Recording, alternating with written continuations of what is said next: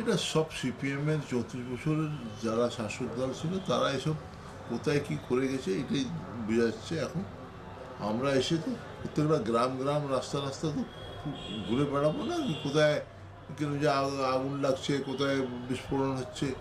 কিন্তু হ্যাঁ, বেআইনি বাজি কারখানা অনেক আছে বাংলায়, সেখানে মাঝে মাঝে আগুন লাগে, দুর্ঘটনা হতেই পারে। সরকার ব্যবস্থা নিচ্ছে, আগেও নিয়েছে, এখনও নেবে। এবং আমরা আমাদের মাননীয় মুখ্যমন্ত্রী বলেছেন তাদের জন্য আলাদা করে কিরম সেই জায়গা মার্কিং করা হবে, সেইখানে সব বাজি কারখানাগুলো ওইখানে শিফটিং হবে এবং তাদের লাইসেন্স দিয়ে এবং কিরম যে যাতে কোনো রকম দুর্ঘটনা না হয় সেই ব্যবস্থাটা সেইখানে করা হবে।